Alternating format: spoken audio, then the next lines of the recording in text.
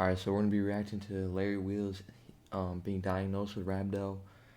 Basically, I don't really know what Rhabdo is. I know it's like a protein that goes in the blood or whatever. You know what I'm saying? It's probably, I mean, obviously to do with, all the drugs he's been taking. Basically, if you don't know who Larry Wheels is, he's a crazy bodybuilder. I don't know if he still competes, but dude, stay natty, bro. Stay natty. But let's react. Let's go with the audio. It's not working. Hold on. All right. I started panicking more than I have in the last few days and I started feeling this way. That just made me start being a Google doctor and thinking, maybe I'm having a heart attack, maybe I'm having a stroke because I used PDs for 10 years straight. 10 years straight, bruh? 10 years straight? I didn't know he did it for 10. Bro, that's insane, bro. So it's more than just hitting a PR in the squat, bench, or deadlifts. A PR could be going a week without skipping This dude, he benches over 400, bro. He benches over 400. a meal. It's about being the best version of yourself, always improving.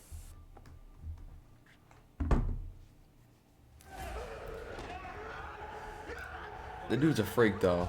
The dude's a freak. He's a freak.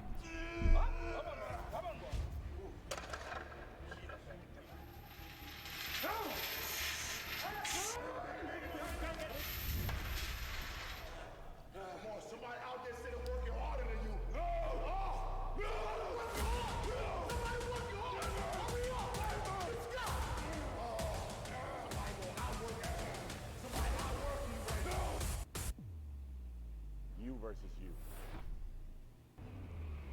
You versus you. Facts. I actually hope he talks about it because I don't really know much about what Rhabdo actually is. Welcome back to the channel, guys. Recently, roughly several days ago, I was diagnosed with Rhabdo, short for rhabdomyolysis. And how it started was God, he's last huge. Wednesday, Thursday, today's Thursday, about a week ago, I was experiencing lightheadedness that I couldn't explain. So I'm not diabetic, I don't have a history of having low blood sugar, and I wasn't on any stimulants. So I'm not taking insulin, and I just couldn't figure out, okay, why am I feeling lightheaded? Why am I having these hot flashes? I'm feeling dizzy. There was no pain anywhere in my body, so it just was unexplained. I just couldn't figure out where it was coming from.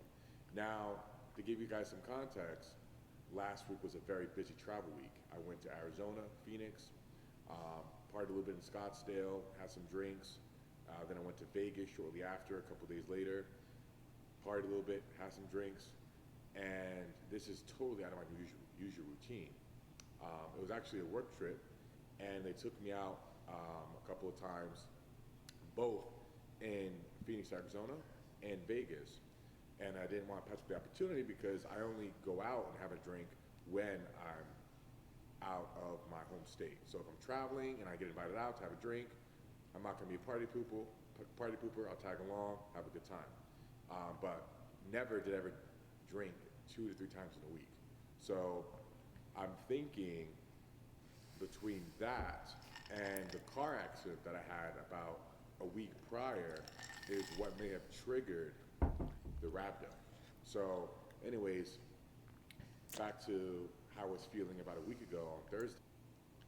We can add, but as the ads play, I'm gonna talk about this. How, bro, if you're actually hardcore working out, especially if you're on, you know what I'm saying. You know what I'm saying? If you're not natural, you can't be doing that. You gotta eat good, bro. You can't have anything messing up. You know what I'm saying? Your blood, and your body. But I mean, Lightheadedness, which wasn't explainable, and then that brought on anxiety. Why am I feeling this way? Then I started panicking because I have that fear of the unknown. I don't know what's going on in my body. So the anxiety brought on shortness of breath and chest pain. So that just made me start being a Google doctor and thinking, maybe I'm having a heart attack, maybe I'm having a stroke because I used PDs for 10 years straight. So all these things got running through my head. And when I'd have some fast sugar, I noticed that the lightheadedness would go away. So I started thinking, okay, well maybe it's my insulin sensitivity that has changed from using alcohol several times in a week, which I usually don't do. Because after consuming sugar, a vast amount, I'm talking about well over 120 grams in one sitting, would that lightheadedness Bro, he's subside. not like But it only subsided he's not too good at talking, bro. I mean, no hate, but you can see he's like stuttering over his words and like I don't know. for about an hour or two before it would come back. So that made me feel like, okay, well maybe it's not low blood sugar, because in the past when I have used insulin, if I were to consume carbs, it would be several hours, 5, 6 hours minimum, before my blood sugar would drop and I would get hungry. This time with the lightheadedness, I wasn't getting hungry. So it was leaving me confused. Now, like I said, I was feeling this way from last Wednesday, Thursday, about 6, 7 days ago. Fast forward a few days till Monday, and I was still feeling the same way. I'd even wake up lightheaded, dizzy, and I was really starting to panic at this point because, okay, it's been several days, it's not getting any better, I'm waking up feeling this way, so what's going on? That's when I decided to have a workout with Breon, and during that workout, felt okay. Gym was running a bit hot, but no big deal. I've lived in Dubai for 4 years where it's 140 degrees with damn near 80% humidity every day. So I'm used to the That's heat. crazy, bro. Because of heat. So I knew it wasn't the heat that played a factor into this. And after the workout with Breon, that's when I felt it come on as intense as it ever has before. So I started panicking more than I have in the last few days, and I started feeling this way. And I said, look, I got to go eat something. So I ran downstairs, cut the shoot short, something I've never done before, which brought on anxiety too, because this is something I would never do. I've never felt so just uncomfortable after a workout where I would cut the shoot short. You know, been shooting with Adam for 8 years straight, so not once have we ever cut the shoot short because I wasn't feeling well. So I went downstairs to eat, and I had about half a gallon of apple juice, tons of sugar, and I ended up feeling well. Then I went over to Tough Stuff to film the first batch of equipment for our new gym, One Generation. Looks awesome, but I couldn't really appreciate it because that lightheadedness started coming back. And it came back relentlessly. Like, I was really feeling it even more than in the gym. So much to the point where I felt like I couldn't stand up straight. So I had to sit down. After sitting down, I didn't feel any better. And I was thinking, well, I just consumed about a half gallon of apple juice. My blood sugar That's a lot of shouldn't apple be an juice, issue bro. right now. And that made me panic. Lots of use of the word panic in this video because there's a lot of panicking going on since I was having all this fear of the unknown, what's going on in my body. But I was especially panicked at this point because I just consumed a half gallon of apple juice. So my blood sugar could not have been low after consuming that many carbs. So the feeling did not subside, and that's where I'm like, you know what? It's been damn near a week. It's been 4 or 5 days. I'm feeling this way every day, all day long, waking up this way. I've never felt this way before. I got to listen to my body. Something is wrong. Let's figure it out. So I went to the ER. And they ended up diagnosing me with Rhabdo. And they said my creatine kinase levels, my CK levels were elevated. Normal is between 50 and 100. I was at 2,500. And they said I was... Bro, he he just said 50 to 100 was what the normal. but he was 25 times that. Bro, 25. That's insane. That's insane. That's okay. That's not good.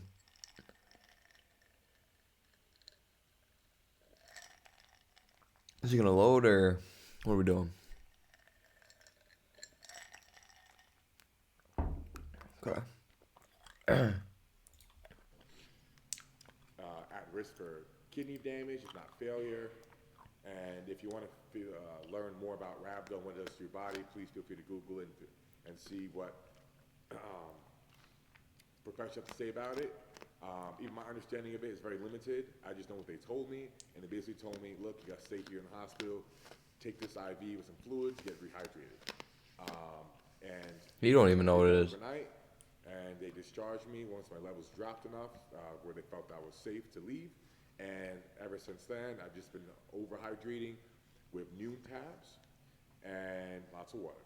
So the noon tabs just keep my electrolytes high, and I went with noon tabs. And I'm not sponsored by noon tabs, by the way, but noon tabs because I remember years ago when I was powerlifting competitively, I did weight cuts. So I remember there was a competition I did once where I cut maybe about 15 or 20 pounds or so, and it was a very rapid cut. It was done like over a couple of days. I did like a water load, then hit the hot tub, lost tons of weight, and at the competition, after a refeed, I put on 10 pounds from weighing in, but my electrolyte imbalance was definitely way off. So San Efrain happened to be there to save the day. He said, hey, take these noon tabs. I popped them like candy. I was taking them rapidly. The cramping was so bad that I couldn't even open my hands. My body was locking up. I was making a fist, not voluntarily. It was locking up, and I couldn't open my hands. I had to pry them open. So That's I actually actually just that's weird, bro. I've never heard of that in my life. popped these noon tabs back to back, and after about 30 minutes or so, I was able to not only have free range of motion in my hands, but lift and perform the lifts that I had to perform. So it definitely fixed that electrolyte imbalance, and I was good to go. I don't know if I'd be lifting So right that's after what that, gave me the but idea now, after being discharged from the hospital, to now, okay, I know this worked for me in the past with hydrating when I was in a severely dehydrated state. Let me take these noon tabs, let me drink plenty of water, and eat every 3 hours. And I've been doing so ever since, and I've been feeling a rapid improvement day by day. So much so to the point where yesterday I benched 405 on the incline for 13 reps. And that was fantastic because my all-time best with that weight is, I believe, 14. I did in Dubai 395 for 17 or 18 reps, but I was also on a full cycle, about 285, 25, 30 pounds heavier than I am right now. So considering I'm damn near a couple reps off my all-time best at a much lower body weight, sitting about 270 right now, only because I was panic eating the last 7 days or so. When my blood sugar would, well, when I was being lightheaded, thinking my blood sugar is dropping, I would consume some fast carbs. I was doing that very frequently. As I mentioned, every 2-3 hours, I was feeling that way. So I would just consume whatever sugar I can get my hands on at the time, because I'm on my meal prep meals right now, but it's only 50 grams of carbs per meal. So even after having a meal wouldn't be enough. So I'd add some apple juice or whatever on top of it. But point is, with all that said, as of today, I woke up feeling good. Was out in the heat, was active, was filming, no problem. So this is the first day where I actually feel about 90% recovered. I don't feel lightheadedness, I don't feel any anxiety, I don't feel shortness of breath.